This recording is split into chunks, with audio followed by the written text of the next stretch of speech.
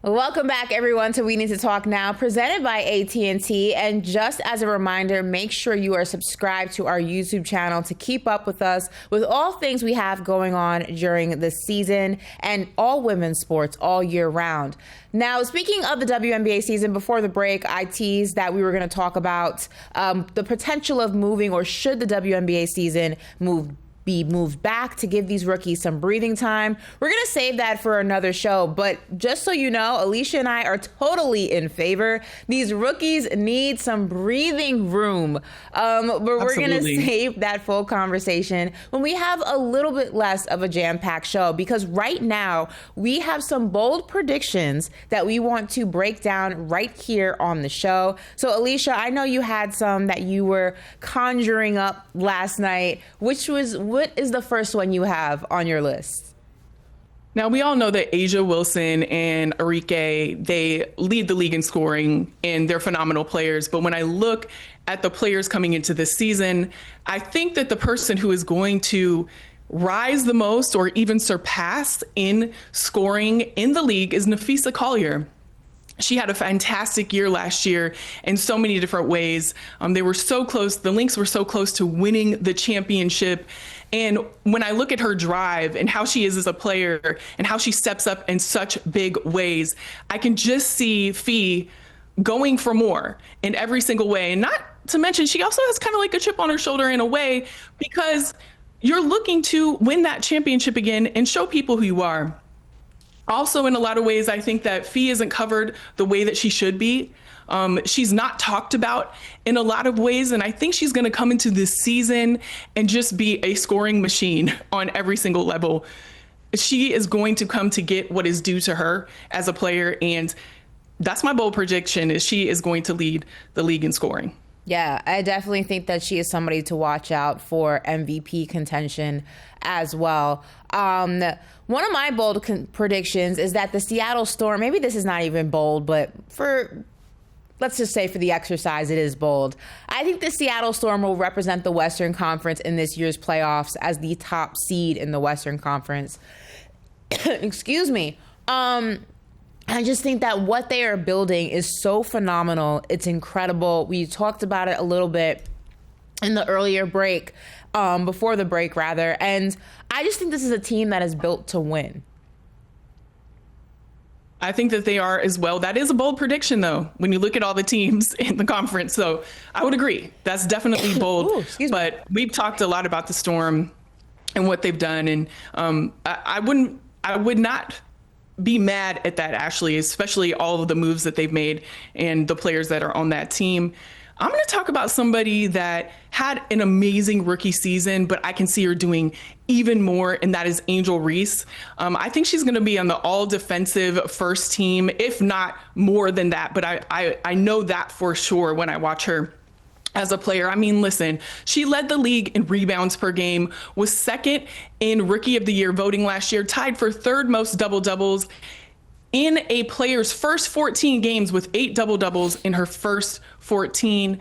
I mean, she has already in 1 year in the WNBA solidified herself as a major player in this game.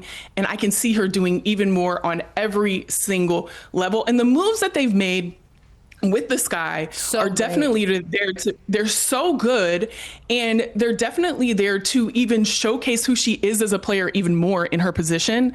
I know she's been in the gym. I know she's doing things to make her game even more versatile, and I can just see her doing amazing things this year in the WNBA on every level, but especially I can see her being on that first all defensive first team. Yeah, I'm really excited to see her and HVL reunited and what that's going to look like. And when you talk about the Sky, you talk about just a team that, from front office to coaching staff, they're really invested in building up their young talent, and they have so much of it, which is why they're a team I'm very excited to see, not only this season, but just down the line, what they look like, what they mature into as a collective group.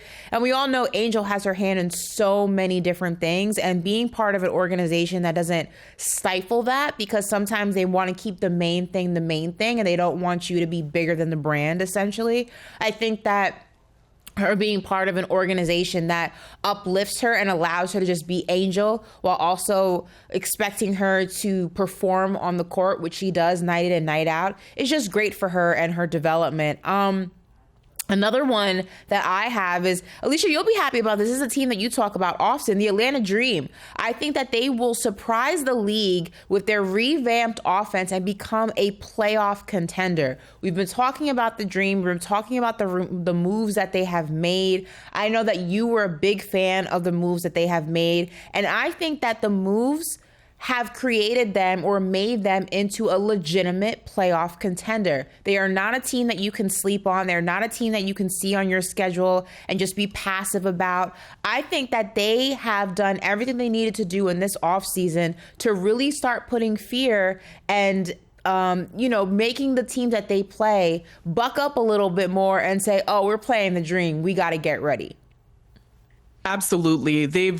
It's crazy because we're sitting here talking about all these amazing moves that all of these teams have made, which gets me excited for the whole league because the competition is going to be fierce.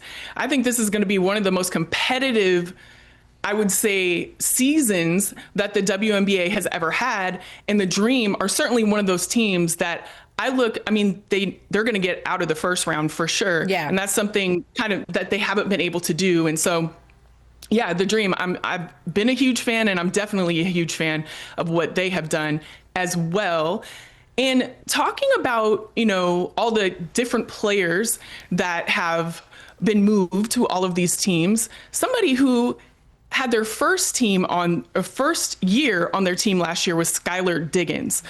She went to the Storm last year, and listen, my prediction is this year, given all the moves that they've made and all the things that we've seen from her, the way that she's talking, the way that she's moving, she's changed her name. There's so many different things that Skylar has done. She is going to go off this year, Ashley. I don't even think that's a bold prediction. I think that's a fact. I don't think I can just see Skylar doing huge things. I'm not scoffing at her season last year, but as a matter of fact, I believe she was named the AP WNBA Comeback Player of the Year last year because she did so well. But in addition to that, I just see her with a new fire. She's got a new team around her. The chemistry is better on every single level. And, Skylar has been that girl. Yeah. She has been that girl since she came into the league, but I can just see her going off on a level that we haven't seen from her in a while this season. Yeah, and I got a chance to see her in Unrivaled as well as Angel and a bunch of other amazing players, and she was out there hooping. And again, to your point, she's been that girl. She's been a hooper. This is not new. If you're watching her at Notre Dame, if you're watching her early stages in her career, you know that this is what Skylar Diggins does. But it's nice to see it be once again put on a bigger stage, because I think that a lot of people have forgotten, and that's just because of all the talent that has come into the WNBA since, that sometimes the women rather, who have been there are kind of in the back of your memory. But watching her in Unrivaled, she's in incredible shape. Her endurance is through the roof, and she was out there playing it like it was the WNBA finals. This was we're just out here to have fun. Yeah, we want to win, but this is an off season. No, she was out there hooping. She was in people's faces playing. It was absolutely incredible to watch. I think that Unrivaled and Athletes Unlimited were both amazing for all of the women who participated. It got them in the best shape, got them in that momentum, in that mindset to really jumpstart the WNBA season in just a few weeks. Absolutely. Well, Ashley, we've been talking all things WNBA, and in the next segment, we are going to make our predictions for early playoff contenders. It's going to be a great conversation, so you'll want to stay tuned. Come back right after this break.